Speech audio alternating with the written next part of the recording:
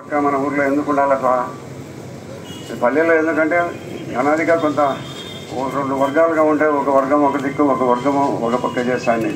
అయితే ఈ ఎన్నికల్లో అంత పూర్వం అంతా నగరంలో పడే పరిస్థితి ఎన్నికలు లేకుండా పోయినాయి. ఇప్పుడు సంతోషం.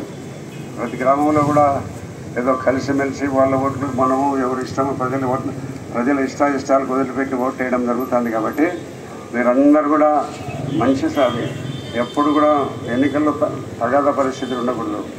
ఒకరోజు ఓటు కోసం ఎందుకు గొడవలు పడాలి మనము. కాబట్టి అందరూ కూడా గ్రామీణ ప్రాంతాల్లో ఉండే అందరూ కూడా వాళ్ళకి నచ్చ చెప్పుకొని ఓటర్ అభిప్రాయాన్ని మనము చూరగొనాలి.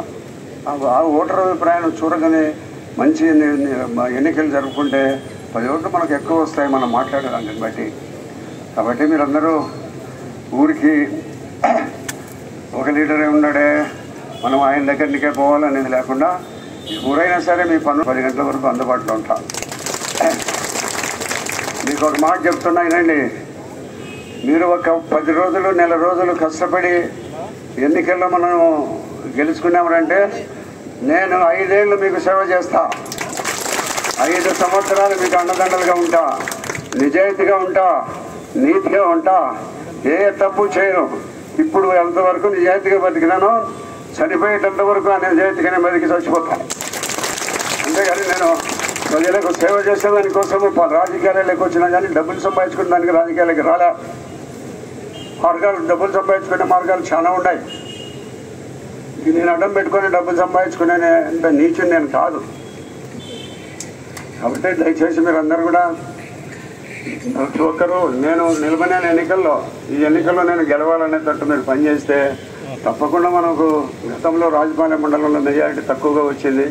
ఈసారి మెజారిటీ ఓట్లు మన మండలం మెజారిటీలో చూపించాలని అందరూ కూడా కష్టపడి పనిచేసి ఒక్కటే మాట చెప్తాను. ఎప్పుడు నిరంతరము ప్రజాసేవలోనే ఉంటాను. నేను ఎప్పుడు కూడా నా వ్యాపారాలకు కానీ నేను కాంట్రాక్టర్లకు కానీ ఊరు వదిలిపెట్టేవాడిని కాదు.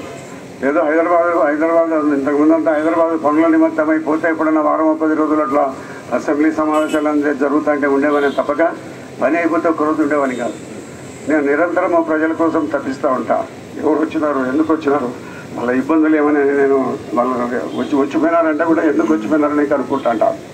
కాబట్టి మీరందరూ ఐక్యతతో అందరూ గ్రామాలలో వాళ్ళు మనం అనేది ఎవరు అనేది లేకుండా అందరినీ కలుపుకుపోయి ప్రతి ఒక్క ఇంటికి పోయి తిరిగి ఓట్లు సంపాదిస్తే మనం మెజారిటీ మండలం వస్తుంది.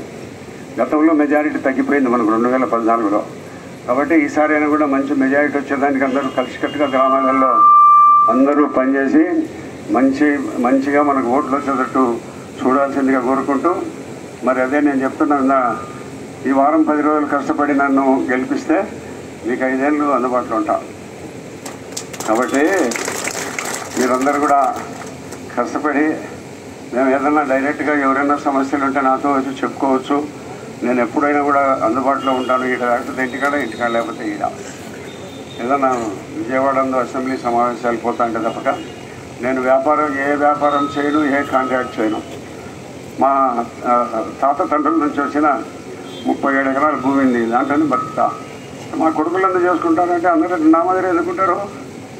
అందరూ వ్యాపారాలు చేసుకుంటుంటారు, అన్నీ చేసుకుంటుంటారు, వాళ్ళు చేసుకుంటున్నారు. అంతేగాని నేను ఏ వ్యాపారం చేయను, ఏ పని చేయను, మీకోసమే ఉంటా. అందరికీ నమస్కారం. కష్టపడి అందరూ పనిచేసి గెలిపించాలిగా కోరుకుంటూ మీరు ఏమన్నా అడిగితే దానికి సమాధానం చెప్తా. అవకాశం ఇచ్చిన తర్వాత రాష్ట్ర పరిస్థితి ఎట్లా ఉంది, రాష్ట్రం ఏమైనా అభివృద్ధి జరుగుతూ ఉందా, రైతులు ఏమైనా మేలు జరుగుతూ ఉందా, రైతులకు ఏమైనా గిట్టుబాటు ధరలు కల్పించారా, రైతులకు ఏమైనా పురుగుల మందులు ఇచ్చినారా, విత్తనాలు ఇచ్చినారా, ట్రాక్టర్లు ఇచ్చినారా, గొర్రెలు ఇచ్చినారా, గుంటికలు ఇచ్చినారా, పోనీ SC ST BC corporation OC కార్పొరేషన్ల ద్వారా సంవత్సరానికి మండలానికి ఒక 10-15 మందికి లోన్లు వచ్చేది, రకరకాలైన లోన్లు. ఇప్పుడు పూర్తిగా క్లోజ్ చేసినారు, మూసేసినారు, ఏం లేదు. కాబట్టి మనం జగన్మోహన్ రెడ్డి ఒకసారి అని మనం ఓటు అడిగినాము. ఈరోజు ఆయన సొంత చెల్లెలే జగన్మోహన్ రెడ్డికి ఓటు వేయద్దని చెప్తాను. పరిపాలన సవ్యంగా లేదు రాష్ట్రంలో. ఈ పరిపాలన సవ్యంగా లేని కారణంగా ఆర్థికంగా ప్రభుత్వ ఆస్తులను కొల్లగొడుతున్నారు, లక్షల కోట్ల రూపాయలు దోపిడీ చేస్తున్నారు. మన పొద్దుటూరు ఎమ్మెల్యే ఉంది డబ్బుతో గెలవాలని ఉన్నాడు, ఎంతన్నా కానీ గెలవాలని. దొంగ నోట్లు కూడా ముద్రించి ఇస్తున్నాడు. ఎంత దిగజారిపోయినారు మనుషులు అనేది మీరు ఆలోచించండి. ప్రభుత్వానికి సమాంతర ప్రభుత్వాన్ని నడుపుతూ దొంగ ఓట్లను కొడుతున్నాడు, ముద్ర చేస్తున్నాడు. ఆయన దగ్గర ఉన్నాయమ్మా రజనీ అని, రసపుత్ర రజనీ అని దొంగ నోట్లు చలామణి చేస్తా బెంగళూరులో దొరికింది. ఇప్పటికీ జైల్లో ఉన్నాయమ్మ. ఆ అమ్మ ఈయనకు చాలా సన్నిహితురాలు, అన్ని రకాల మంచి సన్నిహితురాలు. ఆ దొంగ నోట్లను ఇక్కడ దొరకకుండా అక్కడ కర్ణాటకలో అయితే ఇబ్బంది ఉండదనే ఉద్దేశంతో అక్కడ పెట్టి మార్చినారు, అక్కడ దొరికింది. ఎంత మనిషి దిగజారిపోయినాడో బతికేదానికోసము ఏదో ఎన్నో రకాలైన పరిస్థితులు ఉన్నాయి. ప్రతి రైతు ప్రతి పేదవాడు కూడా కూలీ చేసుకొని గౌరవప్రదంగా బతుకుతున్నాడు. పిల్లలు 2 పిల్లలు ఉంటే రోజు కట్టడ పనికి వస్తుంటే రోజు ఏమో పనికి పోతుంటే 1000 రూపాయలు వస్తుంది. బాగా బతుకుతున్నారు. అంటే ఆ బతుకు అంత మంచి బతుకు ఉండబడిన ఈ కాలంలో కూడా దొంగ ఓట్లను ముద్రించి మార్చి లక్షల కోట్ల రూపాయలు సంపాదాలనే దురాలోచన ఉండబడిన వ్యక్తి మన ప్రొద్దుటూరు ఎమ్మెల్యే ప్రసాద్ రెడ్డి గారు. ఇంత దుర్మార్గునికి మనం ఓటు వేయాలన్నా? ప్రజలను ఆలోచించమని చెప్పండి, అందరిని గురించి ఆలోచించమని చెప్పండి. ప్రజలు ఇంత దుర్మార్గునికి మనం ఓటు వేసిన దానివలన ఇంతకాలము మనకేం జరిగింది? జగన్మోహన్ రెడ్డి గారు ఏం చేసినారు అంటే కొంత ఏముందంటే మన రెడ్డి ఉండాలని కొంతమంది అనుకుంటారు. అంటే రెడ్డి లేనప్పుడు మనకేం జరిగింది? రెడ్డి ఉండేదాన్ని ఏం జరిగింది? ఆలోచించండి అందరు కూడా. ఒకటి చట్టం తెస్తున్నారు, రెవెన్యూ చట్టం అని నల్ల చట్టం అని ఒకటి తెస్తున్నారు. చట్టం తెస్తాంటే భూముల్లో ఆ చట్టం మీద వచ్చిందంటే టైటిల్ అని ఒకటి తెస్తున్నాడు. దాని మీద ఆ టైటిల్ చట్టం తెస్తే మనకు భూముల మీద ఉండబడిన సర్వ హక్కులు మన పేరుతో ఉండే పరిస్థితి లేదు. మరి పట్టాదారు పాస్బుక్ మీద జగన్మోహన్ రెడ్డి బొమ్మ ఎందుకు? మన కుటుంబ ఆసామి బొమ్మ ఉండాలా? 4 ఎకరాల భూమి ఉంటే పట్టాదారు పాస్బుక్ ఇస్తే 6 బొమ్మ ఉండాలా? అంతేగాని జగన్మోహన్ రెడ్డి బొమ్మ ఎందుకు? వాళ్ళ నాయనదా వాళ్ళ అబ్బాయి ఈ భూమి? ఎందుకు అంటే అంత కీర్తి ప్రతిష్టలు కావాలని కోరుకుంటున్నాడు. ఎక్కడ చూసినా జగన్ పండుకునేప్పుడు లేచినప్పుడు జగన్ అని కోరుకోవాలంటాడు. నువ్వు ఏమైనా చేస్తే కోరుకుంటారు, వాళ్ళ నాయన కోరుకుంటున్నారు.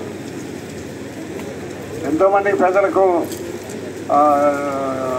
సేవలు అందించా 108 పెట్టింది ఆయన టైంలోనే, 104, 108 దిగింది.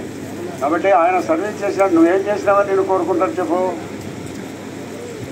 సొంత తల్లి చెల్లి ఇద్దరిని ఇంట్లోకి రాణించే పరిస్థితి లేకుండా ఉంది. మీ తల్లిని ప్రెసిడెంట్గా పెట్టి తీసేసినావు. మీకు అందరికీ తెలుసు, వివేకానంద రెడ్డిని చాలామంది పరిచయం ఉండేవాళ్ళు కూడా ఉన్నారు మండలంలో. ఎంత సౌమ్యుడు, ఎంత మంచివాడు అంటే అంత మంచివాడు. అక్కడ కనపడుతుండగానే వంగి దండం పెట్టేవాడు. కానిస్టేబుల్ కూడా సార్ అంటాడు. అంత మంచి వ్యక్తిని ఇంత దుర్మార్గంగా చంపినాడే. లక్షల కోట్ల రూపాయలు స్విస్ బ్యాంకుల్లో పెట్టి దాచిపెడతాడు. దేనికి చేస్తాడు డబ్బు? ఎన్నికల్లో దండిగా డబ్బు ఖర్చు పెట్టి గెలవాలని ఆలోచనతో ఉండబడిన వాళ్ళందరినీ దూరం పెట్టండి. కాబట్టి మీరందరూ కూడా ఆలోచించి అది కలిసికట్టుగా మీరు ఎన్నికల్లో మన గ్రామంలో కూడా మన తరతమ భేదాలు వదిలిపెట్టేసి అందరూ కూడా ఎన్నికల్లో గెలుస్తారనే ప్రయత్నంతో ఒకరికొకరు మాట్లాడుకొని, ఇందాక సానా వెంకటేశ్వర పార్టీ చెప్పినాడు ఒక మాట. ప్రొద్దుటూరులో చాలామంది మీకు బంధువులు ఉన్నారు, చాలామంది ఇక్కడికి వచ్చి చేరిన వాళ్ళు ఉన్నారు. వాళ్ళందరినీ మన బంధువులు కాబట్టి ప్రొద్దుటూరులో ఉన్న బంధువులందరూ కూడా అయ్యా మా పల్లెల్లో పరిస్థితులు ఇట్లా బాగాలేవు, ఈ మాదిరిగా దొంగ నోట్లు ముద్రించి ఎన్నికల్లో ఇవ్వాలని ఉన్నాడు, లేదు భూములన్నింటినీ అమ్ముకొని ఇవ్వాలని ఉన్నాడు. ఒక 70-80 మంది నేను సబ్స్టేషన్లలో వేసిన, అతను వేసిన ఒక 25 మంది 30 మందితో 10 లక్షలు తీసుకున్నాడు. ఎంతోమందికి ఉద్యోగాలు ఇప్పించిన, ఆ ఉద్యోగాలు ఇప్పించిన వాళ్ళందరినీ నాకు గుర్తులేదు. ఎప్పుడన్నా పోతా అంటే కనబడి సార్ మీరే నాకు ఉద్యోగం ఇచ్చిపెట్టారని కాళ్ళకు దండం పెట్టిపోతుంటారు. అది పరిస్థితి ఉండాలి. కానీ దోపిడీ చేస్తా అంటే ప్రతి మనిషి ప్రపంచం ఇట్నే ఉంటుంది. భారతదేశము భూమి ఆకాశం ఇట్నే ఉంటుంది. అంటే వల్ల కోటాను కోట్ల మంది వస్తూ ఉంటాం. ఈ భూమి ఇట్నే ఉంటుంది. బతికేదానికి గౌరవంగా తినేదానికి బట్ట తిండి ఉండాలి తప్పక ఎవరో కోట్ల పెద్ద పెద్ద లక్షాధికారులను కోటేశ్వరులను ఆదాని అంబానీ వీళ్ళందరినీ కూడా డబ్బులతో ఏం కాల్చరు, మట్టిలోనే పొడుస్తారు లేదా కట్టెలతో కాలుస్తారు. అప్పుడు ఉన్నంత వరకు దేవుడిచ్చిన మానవ జన్మకు మంచి చేసుకొని మనం చనిపోవాలనే ఆలోచన ఉండాలి తప్పక నిరంతరము డబ్బు అని కొంతమందికి నిద్రలోనే శెట్టి ఉన్నాయంట. శెట్టికి 3 కొడుకులు ఉన్నాయంట. ఆ 3 కొడుకుల్లో ఆయన చివరి దశగా మంచంలో ఉన్నాయంట. అంటే పెద్దవాడు అంటే నేను ఇన్నే ఉన్నాను ఆయన అంట. రెండోవాడు అంటే నేను ఇన్నే ఉన్నాను ఆయన. చనిపోయే దశ అని చూపెట్టుకొని ఉన్నాడు పాపం. మూడోవాడు అంటే ఈయన ఈ అమ్మని అమెరికా ఎవరు ఉన్నారు అని అన్నాడంట. అమెరికాలో ఎవరు ఉన్నారు 3 ఏంటంటే చనిపోయేటప్పుడు కూడా అంత కాన్షియస్ డబ్బు మీద అతనికి. కాబట్టి ఎవరు ఎన్ని లక్షల కోట్ల రూపాయలు అయిపోయినా ఈ 1.5 ఇంచి తినే రుచి 1.5 ఇంచి తర్వాత కడుపులోకి ఏం తిన్నా బాగుంటుంది. మన పెద్దలు సంగతి జొన్న రొట్టెలు తిని బ్రహ్మాండంగా ఉన్నారు. ఈ 1.5 ఇంచి దాంట్లో దానికి మనం ఇవన్నీ ఈ దినాలని కోరుకుంటుంటాం. అంతేనా? అది సంగతి తినే మనిషి నడవాలంటేనో, సైకిల్ దొక్కాలంటేనో, ట్రాక్టర్ తోడాలంటేనో, పని చేయాలంటేనో శక్తి కావాలి. ఆ శక్తి కోసం మనం తిండి తినాలంటే అది జొన్న రొట్టె తినే వచ్చాది, సంగతి తినే వచ్చాది, కొర్రన్నం తినే వచ్చాది, రాగన్నం తినే వచ్చాది, ఏదైనా వచ్చాది. శక్తి కోసం మనం తినాలి. తినేటప్పుడు ప్రతిరోజు ఇంత మంచి ఐశ్వర్యమైన తిండి కావాలనేది కూడా కరెక్ట్ కాదు. కాబట్టి రామ భోజనం వచ్చిందా? అందరికి భోజనం ఏర్పాటు చేయడం జరిగింది. అందరూ పని చేసుకోవాలని కోరుకుంటూ నేను ఒకే మాట చెప్పిన, అందరికీ ప్రాధాన్యత ఉంటుంది. ఎవరు చిన్న పెద్ద అనేది ఏం లేదు. గ్రామీణ ప్రాంతాలలో ఉండబడిన ప్రతి ఒక్కరూ ఎవరు వచ్చినా నేను కూర్చోబెట్టి మాట్లాడతాను. న్యాయమైన సమస్యకు ఎవరితోనైనా మాట్లాడతా. కలెక్టర్ అవసరం వస్తే కలెక్టర్ గారితో కూడా మాట్లాడతాను. అంతేగాని నాకు మీరందరూ గమనించాల్సిన విషయం ఏమిటంటే నేను నిజాయితీగా ఉంటాను కాబట్టి అధికారులందరూ కూడా భయపడతారు నాకు. నేను తప్పు చేయను కాబట్టి అధికారులు ఏ అధికారి అయినా కూడా పలుకుతాను నాకు. ఎందుకంటే నేను ఏ అధికారి అయినా కూడా డబ్బు సంపాదించాలంటే ప్రభుత్వ ఉద్యోగస్తుని ఉపయోగించుకొని డబ్బు సంపాదించాలా.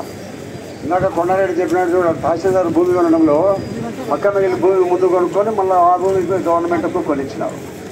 అప్పుడు దానికి విలువ పెరుగుతుంది. కాబట్టి అధికారులతో తప్పు చేయించాను, నేనేం తప్పు చేయను. కాబట్టి ప్రతి అధికారి కూడా ఎవరైనా కూడా భయపడతారు. నేనైతే న్యాయబద్ధంగానే చెప్తాను. మట్కాకు, ఇస్పెటాకులకు, దొంగతనానికి, గుట్కాకు ఇట్లాంటి కట్టి చెప్పండి. కాబట్టి అధికారి తప్పు చేయదని పోలీసు వాళ్ళు కానీ, తహసీల్దార్లు కానీ, రెవెన్యూ వాళ్ళు కానీ ఎవరైనా కూడా న్యాయబద్ధంగా చెప్తాడని గౌరవం నుంచి నా మీద పనులు చేస్తుంటారు. కాబట్టి ప్రతి ఒక్కరూ ఏం పని పడినా కూడా మీకు అందరికీ తప్పకుండా రండి. నేను ఎప్పుడూ అందుబాటులో ఉండి పనిచేస్తాను. అందరికీ నమస్కారం. ఇక్కడ భోజనాన్ని ఇవ్వకండి. మా భోజనాన్ని ఎన్ని జగన్ ఇచ్చినట్టు 3,000 రూపాయలు రాబోయే కాలంలో 3,500 చేస్తామన్నాడు. 3,500 ఎప్పుడు 2029కి వస్తుంది. అంటే రెండంచెలుగా ఇస్తానన్నాడు. దాంట్లో ఇప్పుడు మనకు ఈ ఏప్రిల్ నుంచే మన పార్టీ అధికారంలోకి వచ్చినట్టు 4,000 రూపాయలు ఇస్తారు. వాళ్ళు గ్యాస్ సిలిండర్ ఫ్రీగా వేయడం లేదు, మనం ఇస్తున్నాం. మహిళలకు ఫ్రీ బస్ వాళ్ళు వేయడం లేదు, మనం ఇస్తున్నాం. వికలాంగులకు ఇప్పుడు 3,500 వాళ్ళు డబ్బు ఇస్తున్నారు. మనం చంద్రబాబు నాయుడు 6,000 రూపాయలు ఇస్తాను. వాలంటీర్లకు 5,000 రూపాయలు డబ్బు ఇస్తున్నారు. చంద్రబాబు ఒక అధికారంలోకి వచ్చినట్టు 10,000 రూపాయలు ఇస్తారు. కాబట్టి ఏ విధంగా చూసినా పెన్షన్స్ అంటే ఈ సంక్షేమ విషయాలు అన్నీ కూడా మన తెలుగుదేశం ప్రభుత్వం అధికారంలోకి వచ్చినట్టే అధికంగా వచ్చే అవకాశం ఉంటుంది. అంతేకాకుండా చంద్రబాబు నాయుడు అధికారంలోకి వచ్చినట్టే ఉద్యోగాలు, ఉపాధి కల్పించడానికి అవకాశం ఉంటాయి. ఇప్పుడు ఉపాధి ఓన్లీ వాలంటీర్ జాబ్సే. 5,000 రూపాయలు మన పనికి పోయినా ఆమె 5,000 రూపాయలు సంపాదించుకోవాలి ఎవరైనా. ఇది కాదు భవిష్యత్తు, ఇది కాదు మనం రాష్ట్రం అభివృద్ధి జరగాలంటే. ఇప్పుడు సాఫ్ట్వేర్ ఉద్యోగాలు చంద్రబాబు నాయుడు అధికారంలో ఉన్నప్పుడు సాంకేతికంగా అభివృద్ధి చేసినాడు కాబట్టి దేశాల్లో మన పిల్లలు ఉన్నారు. వాళ్ళు పంపిస్తుంటే కొంతమంది ఇప్పుడు ఆదాయం లేకపోయినా పిల్లలు పంపించే జీతాలతో బతికేటప్పుడు చాలా ఉన్నారు. ఇట్లా ఏదైనా అభివృద్ధి వేరే రాష్ట్రాలకు, వేరే దేశాలకు పోయి అధికంగా సంపాదించి వాళ్ళ కుటుంబ పోషణ చేయగలిగే అవకాశాలు కల్పించాలి. కానీ ఈ వాలంటీర్ ఊళ్ళో చేసి 5,000 రూపాయలు ఉద్యోగం అంటే ఇంత భవిష్యత్తు కోసం పిల్లల భవిష్యత్తు కోసం చంద్రబాబు నాయుడు లాంటి నాయకులు వచ్చినారంటే మనకు అవకాశాలు పెరుగుతాయి అనేది ఊరు గ్రహించేట్టుగా మనం చెప్పగలగాలి. రెండోది, ఇక్కడ కూడా స్థానిక పరిస్థితులు, ఇక్కడ లోకల్ నాయకుడు ఎట్టున్నాడు, మనకు భవిష్యత్తులో అంతకుముందు వరదరాణి గారు ఉన్నప్పుడు ఎట్టి పరిస్థితులు ఎట్లున్నాయి అది కూడా గమనించుకోండి. అప్పుడు ఎట్లున్నారు, ఇప్పుడు ఎట్టి పరిస్థితులు. ఆఖరుకు ఇప్పుడు మన వెనుకబడి ఈ పరిస్థితుల్లో కూడా కొన్ని విషయాలు ఏమి తెలుస్తున్నాయంటే, ఇంతకుముందు ఏ నాయకుడు ఈ పోలీస్ స్టేషన్ కానీ రెవెన్యూ వేస్తారు కానీ ఇంత వన్ సైడెడ్గా ఎప్పుడూ లేదు. ఈ ప్రభుత్వం వచ్చిన తర్వాత ప్రతి దాంట్లో కమిషన్లో, ప్రతి దాంట్లో ఆయన చెప్తే, ఎమ్మెల్యే చెప్తేనే జరగాలనే పరిస్థితులు వచ్చాయి. ఇంతకుముందు పోలీస్ వ్యవస్థ గురించి నేను ఎందుకంటే 25 ఏళ్ళ అధికారంలో మన ఆయన గుర్తిస్తున్నారు. అమ్మాయితే ఒకవైపు ఈయన ఒకవైపు ఉన్నా కూడా ఏదో కొంచెం ఒక 10% అటు ఇటు రెండు పక్కల పనులు జరుగుతున్నాయి. ఇప్పుడు ఆ పరిస్థితే లేదు. ఓన్లీ నాయకుడు చెప్తే మాత్రమే, అధికారంలో చెప్తే మాత్రమే జరుగుతుంది. ఆఖరికి ఏంటంటే మాకు మన వైపు క్యాన్వాస్ చేయడం కానీ, లేకపోతే మన దగ్గర వచ్చి కలిసి పనిచేస్తుంటే కూడా వాళ్ళకు ఫోన్లు చేసి మీరు ఎందుకు పోతున్నారని అడిగే పరిస్థితి వచ్చింది. ఇంత ఘోరంగా పరిస్థితులు వచ్చినాయంటే ఇంకా ప్రజాస్వామ్యం అనేది కూడా మనగలగదు. కాబట్టి మనం అన్ని విచారించుకొని భవిష్యత్తులో అందరికీ సమాన హక్కులు ఉండాలా. మనతో పాటు అభివృద్ధి, మనందరికీ అభివృద్ధి, ఒకరి అభివృద్ధి కాకుండా అందరు ప్రజలందరూ అభివృద్ధి కోరుకునే విధంగా మనకు ఉండాలి. కాబట్టి అంతేకాకుండా ఈ నాన్నగారు చెప్పినట్టుగా ఈ 10-15 రోజులు మనం గట్టిగా పనిచేస్తే 5 ఏళ్ళు ఆయన మీకు సర్వీస్ చేస్తారు. అంతే. ఇప్పుడు మనం ఈ నాయకులు మనం కష్టపడి పనిచేస్తున్నాం. అంతా కూడా రకరకాల నాయకులు మన కొంతగా అదనంగా వచ్చి చేరినట్టు అదనంగా బలం చేకూరింది ప్రతి పల్లెల్లో కూడా జరిగినాయి. మీరందరూ కూడా ఏ సంకోచాలు లేకుండా సమైక్యంగా అందరూ కలిసికట్టుగా పనిచేస్తేనే మనం విజయం అందుకుంటాము. మీరు కలిసికట్టుగా పనిచేస్తే మాకు ప్రాధాన్యత ఉంటుందా, వాళ్ళకు ప్రాధాన్యత ఉంటుందా, వాళ్ళు డైరెక్ట్ వచ్చినా వీళ్ళు పాత వాళ్ళ వీళ్ళు కొత్త వాళ్ళ అనే భావన లేకుండా డైరెక్ట్గా ఎప్పుడైనా కూడా వరదరారెడ్డి గారిని కలిస్తే మీకు తగిన న్యాయం చేస్తారు. ఇది మీరు పూర్తిగా విశ్వసించండి. వాళ్ళకు ఎక్కువ ప్రాధాన్యత ఉంటుంది, వీళ్ళకి ఎక్కువ ప్రాధాన్యత ఉంటుంది అనేది పూర్తిగా మనసులోంచి తొలగించుకోండి. ఒకవేళ అట్లాంటి అపోహలు ఏమన్నా ఉన్నారంటే కూడా నన్ను సంప్రదించినా కూడా, నన్ను కానీ మీ నాయకులు స్థానిక మంత్రులు కలిసి మాట్లాడినా కూడా ఇంకా అట్లాంటి విషయాలు ఏమైనా ఉన్నాయంటే పరిష్కారం చూసుకోవడానికి ప్రయత్నం చేద్దాం. సాధ్యమైనంత కూడా కాంట్రవర్సీ లేకుండా ప్రయత్నం చేద్దాం. అందరికీ నమస్కారం. దయచేసి అందరూ కష్టపడతారు. అంటే అందరికీ తెలియలేదు, ఇంటి స్థలము 2 సెంట్ల స్థలంలో ఇల్లు కట్టిస్తామని చెప్పినారు. ఇంతకుముందు ఇదే నాయకులు ఏం చెప్పినారు, అప్పుడు టిడ్కో ఇల్లు కట్టిస్తాను చంద్రబాబు అపార్ట్మెంట్ కట్టంటే అవి పనికిరావు, తీసుకోకండి, డబ్బు కట్టకాకండి అని చెప్పి ఇప్పుడు ఆ ఇళ్లను పడగొట్టినారు. ఎందుకంటే దాదాపు 80% పూర్తయిన ఇళ్లను కూడా పడగొట్టినారు. ప్రొద్దుటలో ఇంత దారుణం. ప్రొద్దుటలో ప్రభుత్వ డబ్బు సొమ్ముతో కట్టిన ఇళ్లను కూల్చేసి అక్కడ ప్లాట్లు అమ్ముతున్నారు. అంటే బీదర్లో ప్రభుత్వానికి రోడ్డు ప్రొద్దుటూరు పట్టణానికి దగ్గరగా ఉండడానికి అవకాశం ఉండకూడదా? ఆ ప్లాట్లను అమ్మేస్తే మళ్ళీ ఇప్పుడు ఎక్కడ కొన్నారు ప్లాట్లు అంటే మీనాపురం దగ్గర, థర్మల్ కేంద్రం దగ్గర, ఇంకొకటి ఏడో చిన్న సెట్టిపల్లి దగ్గర ప్లాట్లు కొన్నారు. అక్కడ కొనేది కూడా ఇట్లా 30 లక్షలు 40 లక్షలు. మీనాపురం దగ్గర అయితే చెప్తే పెద్ద ఘోరం. 30 లక్షల రూపాయలకు ఎకరం కొని ఆడ 30 ఎకరాలు 40 ఎకరాలు కొనుక్కొని ఆ ఎంఆర్ఓని పిలిపించి మీరు ఈ భూమిని కొనుక్కోకండి, ఇది అక్వైరీ చేయకాకండి, దాని పక్కన అక్వైరీ చేయమన్నారు. పలానా చోట మీరు కొనాలా, ఇది దాని పక్కన మేము భూమి కొన్నారు. ఆ పక్కన భూమిని అక్వైరీ చేసి జగనన్న కాలనీ తీసుకుంటే దీని పక్క ఈ వెనకముడే ఆ 15 రోజుల కింద 30 లక్షలకు కొనేది ఒక 15 రోజులు 20 రోజులకి 1,30,00,000 ఎకరం అమ్మినారు. ఇది ఎంత దారుణం అంటే వాళ్ళ ప్లాట్ల కోసము, వాళ్ళ దాంట్ల కోసం అంటే ఆల్రెడీ ఉండే ప్లాట్లను ప్రభుత్వ బీదోళ్ళకి ఇవ్వకుండా ఇక్కడ వీళ్ళు లాభం సంపాదించుకొని 10 కిలోమీటర్ల దూరానికి వాళ్ళు బీదోళ్ళను పంపించే పరిస్థితి వచ్చింది. ఇవన్నీ కూడా అంటే ఎవరు ఎట్లా పనిచేస్తున్నారు, ఏ ప్రభుత్వం అధికారంలో ఉంటే మనకు మేలు జరుగుతుంది అనేది కూడా గమనించి ఓటేయమని చెప్పి మనం విజ్ఞప్తి చేయాల్సి ఉంటుంది. మీరు అందరూ కూడా కార్యకర్తలు అంటే ఓట్లు మనమే ఓట్లే కాదు, మనం కార్యోన్ముఖం చేయాల్సిన పరిస్థితి మన ఊర్లలో. అందరూ ఓట్లు సంపాదించే కార్యకర్తలు కాబట్టి మీరు ప్రయత్నం చేయండి. ఆ దిశగా మనం వాళ్ళని గైడ్ చేయాలి. Thank you. నమస్తే.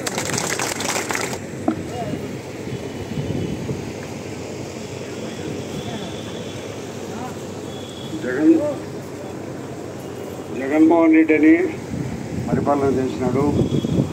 జగన్మోహన్ రెడ్డి గారు అయితే ఇంకా బాగా చేస్తారని ఒక్కసారి నాకు అవకాశం చెప్పిన దాని మీద ఈ సమావేశములకు రాజుపాలెం మండల ప్రజలకు, తెలుగుదేశం కుటుంబ సభ్యులకు, నా నమస్కారములు. ప్రతి ఒక్కరికి ప్రకృతిలో కానీ రాజధాని మండలంలో కానీ ప్రతి ఒక్కరికి అవినాభావ సంబంధాలు ఉన్నాయి. ప్రతి ఒక్కరు ఏం చేయాలంటే ఈ 10 రోజులు పల్లెల్లో కానీ టౌన్లో కానీ ఒకరికొకరు వ్యాపార రీత్యా కానీ బంధుత్వ రీత్యా కానీ అన్ని విధాల సంబంధాలు ఉన్నాయి. అందుకు కాబట్టి మనం ప్రతి ఒక్కరు ఈ 10 రోజులు కష్టపడి ప్రతి ఒక్కరికి మనం చెప్పుకొని ఏదో విధంగా మనం ఓటు సంపాదించడానికి ఈ 10 రోజులు చాలా మంచి రోజులు. ఇప్పుడు మనం చాలా కష్టపడాలి ఈ రోజుల్లో. అందుకు కాబట్టి దయచేసి మీకు ఒకరికే చెప్తున్నా, ప్రతి ఒక్కరూ పల్లెల్లో ఉన్న వాళ్ళకు మన టౌన్లో చాలా సంబంధాలు ఉన్నాయి.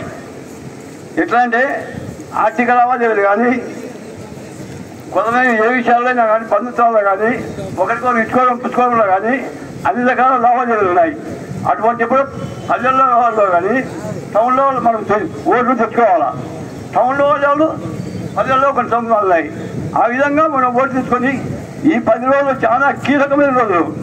అందుకు కాబట్టి దయచేసి మీరందరూ ప్రతి ఒక్క లీడరు చాలా ఓట్లు ఒక్కొక్క లీడరు 20 నుండి 30 ఓట్లు సంపాదించి మన పెద్ద ఆయన అత్యధిక మెజార్టీ గెలుస్తారని కోరుకుంటూ చదువుతున్నాను.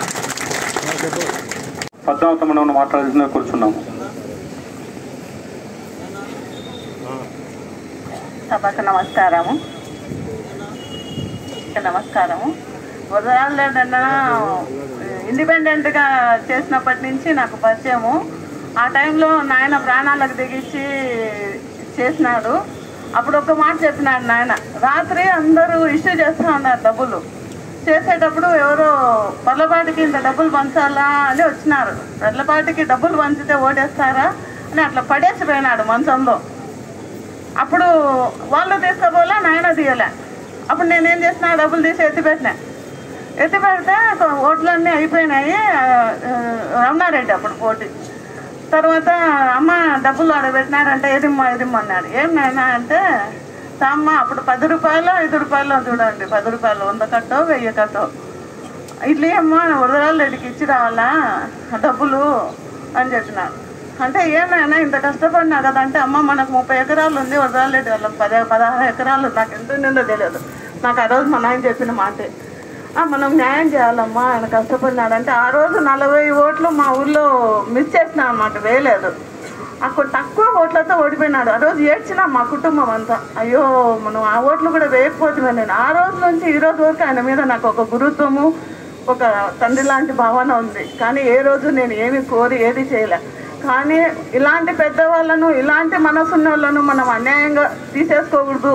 ఇంకా వచ్చేటోళ్ళు, ఇప్పుడు ఉండేటోళ్ళు చాలా దుర్మార్గంగా, ఎంత దుర్మార్గంగా అంటే వాళ్ళకి ఎదురు తిరిగితే అనగదొక్కుతున్నారు, లేకపోతే చంపేస్తున్నారు, లేకపోతే ఆర్థికంగా ఇబ్బంది పెడుతున్నారు. ఎన్ని విధాల అంటే లాస్ట్కి ఒక ఊళ్ళో ఒక లేబర్తో అయినా మాటలు అనిపిస్తూ ఉన్నారు. ఎంత మానసికంగా, ఆర్థికంగా, శారీరకంగా ఎన్ని విధాలు ఉన్నాయో అన్నీ ప్రయోగిస్తూ ఉన్నారు మనుషుల మీద. నేను అది అనుభవించిన దాన్ని కనుకనే ఇంత ముందుకు వచ్చిన. ఒక్కటే అడుగుతున్నా, రాజమల్లి అన్న, మీరు అప్పుడు ఒకసారి నాతో ఒక మాట అన్నారు, 50 లక్షలు ఇస్తే ఇద్దరికి చెరొకరికి చేస్తా ఉన్నాను. నేను ఛాలెంజ్ చేసి అడుగుతున్నా రాజమల్లి గారిని, ఇప్పుడు 50 లక్షలు ఇస్తే 2.5 సంవత్సరము సర్పంచ్ వైజ్ మీరు చేస్తామని చెప్పినారు. లేకుంటే దానికి ఇద్దరు చాలా జరిగింది ఇచ్చిస్తాడు. అప్పుడు నేను ఒక మాట అన్నాను వాళ్ళతోటి, అమ్మ 50 లక్షలు ఎందుకు, రేపు రాబోయే కాలంలో వదరాలరెడ్డి గారు, రాజమల్లి గారు పోటీ చేస్తారు కదా, 2.5 సంవత్సరం ఇచ్చి మా జిల్లాకు, మా మండలానికి ఎన్ని కోట్లు పెడతారో చెప్పండి ప్రజల ముందు. ఎన్ని కోట్లు మీ ఆస్తులు ఉండి ఇద్దరు అమ్మి పెట్టండి, మేము ప్రజల్లో ఉంటాం. ఇట్లనే అడిగినా నేను. నీతో నేను మాట్లాడలేను అన్నారు. లేకుంటే జగన్ గారిని, చంద్రబాబు నాయుడిని 2.5 సంవత్సరం ఈ బాధలు నేను ఉండవు కదా, మనకు మన పని మనం చేసుకుంటాం, ఎన్ని వాళ్ళ జిల్లాలు మొత్తం వాళ్ళ ఆస్తులని పెట్టండి. ఇట్లా మనల్ని మొన్న ఎంత అరంగదొక్కినారు. జెడ్పీటీసీ లేదు, ఎంపీటీసీ లేదు, ప్రెసిడెంట్ లేదు, ఓటు హక్కు లేదు. ఎన్ని మన బతుకులు వేస్ట్ ఇప్పుడు అనిపించింది. ఓటు హక్కు లేకుండా వీళ్ళెవరయ్యా మనల్ని అణగదొక్కింది. అదే ఓటుకు రాజమల్లి ఇప్పుడు నేను చెప్పే సవాల్ ఏంటంటే, నువ్వు జెడ్పీటీసీ, ఎంపీటీసీ ఇవన్నీ కానీ ఒక్కొక్క ఓటుకు దాదాపు ఒక 50,000, ఒక్కొక్క మనిషికి ఇప్పుడు 1,50,000 రూపాయలు ఇచ్చినా కానీ నీవు తీరవు. ఒక్కొక్క ఓటుకి ఇప్పుడు 1,50,000 రూపాయలు నేను డిమాండ్ చేస్తున్నా. వేసి గెలిచి తెచ్చుకో. ఎన్ని ఓట్లు మమ్మల్ని దోచుకున్నావు, ఎన్ని ఓట్లు మమ్మల్ని అన్యాయంగా లాక్కున్నావు. అన్ని ఇట్లాంటి పరిస్థితి వచ్చే వదలలేదని ఎమ్మెల్యే అయితే అన్న నీకు దయచేసి చెప్తున్నా, ఎప్పుడే కానీ పంచాయతీ ఓట్లలో చేస్తే కాంప్రమైజ్ చేస్తే నాకు బాధ లేదు, కానీ అనగదొక్కి పోలీసు వాళ్ళని చెప్పించి డబ్బులు ఇప్పించి కొట్టించి చేయించి అట్లాంటివి మీరు కూడా చేయకండి అన్న. వచ్చే భవిష్యత్తును మంచిగా పెట్టండి, స్వతంత్ర హక్కుని ఇవ్వండి ప్రతి ఒక్కరికి, ప్రతి తల్లకు. అదే నా దండ్రెడ్డి రామచంద్రారెడ్డి గారిని మాట్లాడాల్సిన కోరుతున్నాం.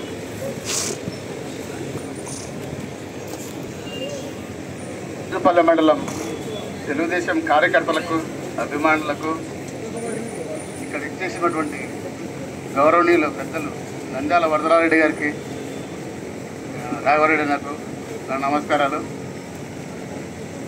మనము పల్లెల నుండి వచ్చినప్పుడు ఇప్పుడు ప్రతి ఊరిలో ఇప్పుడు సపోజ్ ఈరోజు నేను దగ్గర మా ఊరు నుండి బయటికి అవుటర్స్ అంటే హైదరాబాద్లో ఉండొచ్చు, జాబ్ ఎక్కువ చేసేది హైదరాబాదు, బెంగళూరు, సాఫ్ట్వేర్ అంతా బయట ఉండారు వాళ్ళు. మీరు తప్పకుండా ఈరోజు నేను జరిగినది 50 ఓట్ల వరకు 60 ఓట్లు నేనే ఫోన్లు చేసి చెప్పిన, రిక్వెస్ట్ చేసి మీకు ఏదైనా డబ్బులు సాయం చేసి కూడా ఛార్జీలు వేస్తాము. తప్పకుండా మీరు వచ్చి ప్రతి ఓటర్ను కంపల్సరీ మిస్ కాకుండా, అవి ఓట్లే మనకు బలమైనవి. ఎందుకంటే బయట మన సంబంధాలు ఉండేటే పోగొట్టుకుంటే ఇంకా కష్టం. ఇప్పుడు మా సపోజ్ హైదరాబాద్లో మా భార్య ఉంది, మా కూతురు ఉంది, మా కొడుకు ఉన్నాడు అక్కడనే. నేను ఖచ్చితంగా వెహికల్ అయినా తెచ్చుకోవాల్సిందే. అట్లా బంధుత్వం ఉండాలని కానీ, మన అయినోళ్ళని కానీ, సంబంధాలు ఉండాలని కానీ తప్పకుండా ప్రతి ఓటు మిస్ కాకుండా మీరందరూ మండలం అంతా మొత్తం ప్రతి గ్రామము, ప్రతి కార్యకర్త, ప్రతి లీడరు కంపల్సరీ ఈ పని చేస్తారని చెప్పి మీ అందరినీ వేడుకుంటున్నా. తప్పకుండా మన పెద్ద ఆయన గెలుపనేది అయిపోయింది, ఎప్పుడో మెజార్టీ కావాలా మనకు. తప్పకుండా దానికోసం మీరు కృషి చేయాలా. నేను దాని విన్నవించుకుంటా సెలవు తీసుకుంటున్నా. తిరిగి ఓటర్ని అడిగి మరి మన ఎన్నికలలో వారి అభిప్రాయం ఏముంది అని కొంచెం నచ్చచెప్పే ప్రయాణం ఒక ఇంటికి పోయినప్పుడు 2 నిమిషాలు టైం తీసుకొని ఇంట్లో వాళ్ళతో అందరితో కూడా మాట్లాడి నచ్చచెప్పి మన పార్టీకి ఎక్కువ ఓట్లు వచ్చేటట్టుగా రాజుపాలెం మండలంలో మీరు అందరూ కృషి చేయాల్సిందిగా కోరుకుంటూ, ప్రొద్దుటూరు పరిస్థితులు అయితే మీకు తెలుసు. మన ఎమ్మెల్యే ఎటువంటి వాడైంది, మన ఎమ్మెల్యే ఎటువంటి వాడైనా అని తెలిసిన సమాచారాన్ని గ్రామాలలో చెప్పండి మన వాళ్ళకు. మన చిన్నచెట్టుపల్లిలో గోడౌన్లు అమ్ముకొని వాళ్ళు రాయించిన భూమి అమ్ముకొని కూడా రైతులకు గీలే. ఇంత దుర్మార్గుడు ఎవరైనా ఉంటారా? భూములు అమ్ముకున్న తర్వాత, గోడౌన్ అమ్ముకున్న తర్వాత రైతులకు డబ్బు ఇవ్వకుండా ఉంటాడా?